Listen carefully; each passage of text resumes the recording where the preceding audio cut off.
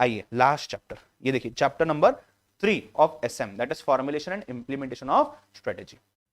तो guys last के 10 minute और लास्ट के 10 मिनटों में ये चैप्टर भी हो जाएगा खत्म, chapter number 3 of SM, formulation and implementation of strategy. ठीक है, सो इस चैप्टर को भी 4 पार्ट में डिवाइड किया गया है। पहला पार्ट है आपका फंक्शन वाइज स्ट्रेटेजी को फॉर्मुलेट करना, फिर खाचा बनाना, स्ट्रक्चर बनाना, और फिर एसबीओएस इंप्लीमेंट करिए, बीपीआर लगा के इंप्लीमेंट करिए, नॉर्मल इंप्लीमेंटेशन करिए, जो भी। ठीक है, इसके अंदर में 2 और पॉइंट्स है, that is core competence and CSF, इन सभी को हम डिस्कस करेंगे। पहले आते हैं फंक्शन वाइज स्ट्रेटेजी फॉर्मुलेशन पे, जिसमें 3 सब पार्ट्स में इसको डिवाइड किया गया है। पहला है प्रोडक्शन, दूसरा है मार्केटिंग स्ट्रेटेजी, तीसरा है मैन पावर का फंक्शन, उसकी स्ट्रेटेजी। ठीक है, प्रोडक्शन स्ट्रेटेजी बनाने की जरूरत क्या है, सो दैट हम ऑपरेशंस को हमारे efficiently, you can say production को बना सके, ऑप्टिमल डिसीजंस ले सके, कैपेसिटी अच्छे से यूटिलाइज कर सके, प्लांट का लोकेशन अच्छे से यूटिलाइज कर सके, डिसाइड कर सके, मशीन की चॉइस कर सके, मेंटेनेंस कर सके, और पूरी तरीके से कोऑर्डिनेटेड प्रोसेस रख सके।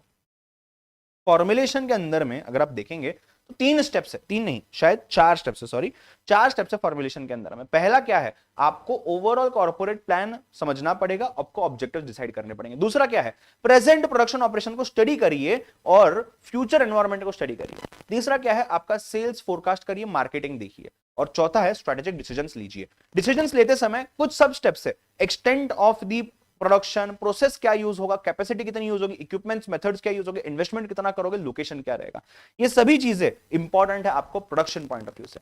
मार्केटिंग के अंदर 8 फंक्शन है मार्केटिंग के, बाय करना, सेल करना, स्टोर करना, ट्रांसपोर्ट करना, फाइनेंस करना, स्टैंडर्डाइज करना, ग्रेडिंग डालना और रिस्क टेकिंग करना। उसके अलावा अगर मैं ऑब्जेक्टिव्स की बात करूं मार्केटिंग की, क्यों, बिकॉज अवेयरनेस क्रिएट करना है, बाय मार्केटिंग अवेयरनेस क्रिएट करना है, प्रॉब्लम सॉल्वर हो सकता है, ये कंसर्न बता सकता है लोगों को, आपका इनोवेशन लोगों तक पहुंचा सकता है, नया प्रोडक्ट सर्विस का ओरिएंटेशन सेट कर सकता है, मार्केट का पोटेंशियल समझ सकते हो आप इससे, प्रॉफिट पोजीशन क्रिएट कर सकते हो आप इससे, अप्रिशिएट कर सकते हो चीजों को, और आपका एक क्रिएशन का डिजायर बन सकता है मार्केटिंग से। मार्केटिंग प्लान क्या होता है, एक रिटर्न डॉक्यूमेंट जहां पे हम अट्रैक्टिव अपॉर्चुनिटीज ढूंढ सकते हैं और प्रॉफिटेबल वेज डेवलप कर सकते हैं। ठीक है, फिर एक सेलिंग और मार्केटिंग का कॉन्सेप्ट था स्टार्ट टू एंड, अगर आपको याद होगा तो कि एरो डायग्राम था, वो यहाँ पे आप देख सकते हो। What is importance of having a marketing plan in place, आपके प्रोडक्ट्स अट्रैक्टिव बन सकते हैं अगर मार्केटिंग प्लान अच्छे से कर रहे हो तो, स्ट्रेटेजी अच्छे से बना रहे हो तो, अचीव कर सकते हो आप सस्टेनेबल ग्रोथ, आप ये चूज कर सकते हो कि क्या प्रोड्यूस करना चाहिए, सप्लाई व्हाट कस्टमर्स नीड उतना ही बनाइए, टारगेट मार्केट्स कौन से समझेगा, मार्केटिंग सिस्टम बना सकते हो, मार्केटिंग प्लान बना सकते हो। इसके लिए हमें मार्केटिंग स्ट्रेटेजी होना जरूरी है। 4 इंपॉर्टेंट प्लानिंग एक्टिविटीज है मार्केटिंग के अंदर में। पहला आपका क्लियर मिशन होना चाहिए, दूसरा प्रॉफिट सेंटर, ये मार्केटिंग करूंगा तो इससे फायदा क्या होगा ये समझना चाहिए, तीसरा रिसोर्स अलोकेट करना, चौथा स्ट्रेटेजिक गैप को फिल करना। ठीक है, स्ट्रेटेजिक गैप को फिल करना। अगर मैं मैन पावर की बात करता हूं तो मैन पावर में देखो बेसिक चीजें क्या क्या आती है, स्टाफिंग नीड्स, कितने स्टाफ की जरूरत है, कौन से टाइप के स्टाफ की जरूरत है, ऑर्गेनाइजेशन का स्ट्रक्चर क्या, हायरार्की क्या, और स्टाइल ऑफ मैनेजमेंट क्या है, कैसे लीड होगा, कैसे इसका एटीट्यूड रहेगा। उसके बाद aspect, there are 3 to 4 aspects. पहला एस्पेक्ट क्या है, जॉब के एनालिसिस करना, दूसरा रिक्रूट करना, सिलेक्ट करना, तीसरा उनको ट्रेन करना। Features of manpower, features of manpower, पहला और orientation of the members who are joining your organisation, facilitation of the organisation, उसके चेंजेस जो भी है ये समझना, उनको चेंज कैटलिस्ट करना, diversity of workforce, maintaining competent and committed workforce, ये बनाना भी एक टास्क है, डेवलपमेंट ऑफ कोर कंपिटेंसी आपके टीम को लेकर के, स्टाफ को लेकर के, एम्पावर्ड वर्कफोर्स जो सेल्फ मोटिवेटेड हो, और एक अच्छा वर्क कल्चर। ठीक है, कुछ प्रिंसिपल्स एंड स्ट्रेटेजीज है यहाँ पे। Principles of what we can say is manpower strategy, potential energy बताता है, बेसिक मोटिव समझने हैं, सोशो कल्चरल सिस्टम जहां पे ये लोग काम करने वाले हैं, स्पेसिफिक सिचुएशन को समझना है और उसमें बिहेवियर क्या होता है। और स्ट्रेटेजीज अगर देखे तो इसमें से बहुत सारी चीज आपको याद होगी, मैनेजरल कम्युनिकेशन अच्छा रहना चाहिए, theory X theory Y, negative assumption positive assumption, job का design, behaviour of the people उसका मॉडिफिकेशन, पार्टिसिपेटिव मैनेजमेंट। ठीक है, चलिए उसके बाद खाचा बनाएंगे, स्ट्रक्चर। मैकेंजी का 7S फ्रेमवर्क है, 7S के अंदर में strategy, structure, systems, shared value, style और स्टाफ एंड स्किल्स, ये सभी चीजें आती है। ऑर्गेनाइजेशन स्ट्रक्चर 3 चीजों में बटा हुआ है, functional, geographical, matrix and then hybrid. Functional जो है साइमल्टेनियस कॉम्बिनेशन है सिमिलर एक्टिविटीज का, ज्योग्राफिकल जहां लार्ज स्केल एंटरप्राइजेस है, मैट्रिक्स में ड्यूअल चेंज ऑफ कमांड था, और हाइब्रिड में इनमें से कोई मिक्सचर। ठीक है, स्ट्रेटेजिक कंट्रोल सिस्टम 3 टाइप के थे, पर्सनल कंट्रोल आप रख सकते हो, आप खुद सुपरवाइज कर सकते हो, या आपके जो पियर्स है जो जिन पे आपको सुपरवाइज करना है, जो पियर्स है उनके, उनको ग्रुप पियर के प्रेशर में चीजें करवा सकते हो।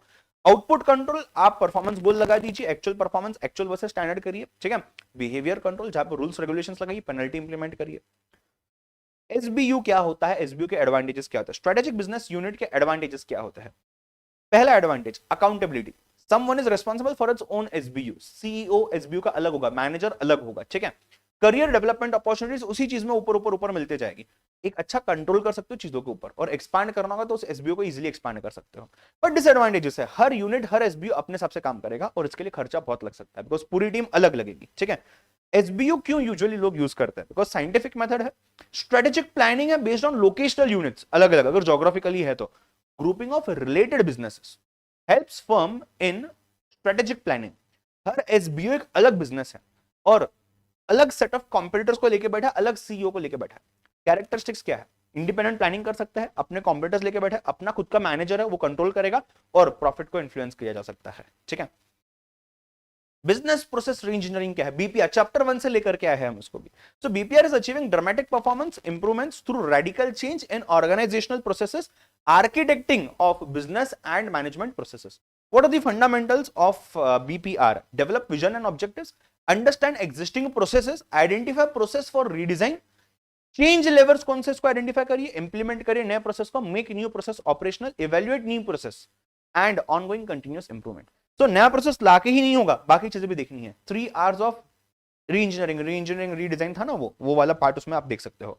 की एक्शंस टू इंप्लीमेंट बीपीआर, क्यों, पहले तो आपको प्रोसेस सेलेक्ट करना पड़ेगा जिसको रीडिजाइन करना है, फिर प्रोसेस को सिंप्लीफाई करिए, एफिशिएंसी ऑप्टिमाइज करिए, टीम बनाइए, रोल असाइन करिए, प्रोसेस का कोऑर्डिनेटर बनाइए, एक वर्कफ्लो डॉक्यूमेंट, काम कैसे होगा, रोल्स रिस्पांसिबिलिटीज असाइन करिए, ऑटोमेट करिए चीजों को आईटी यूज करके, train the process to manage and operate, and नया प्रोसेस को इंट्रोड्यूस कर दीजिए। ये कुछ स्टेजेस में इंप्लीमेंट होता है, envision stage, initiation stage, diagnosis stage, redesign stage, reconstruction and then revaluation या इवैल्यूएशन स्टेज।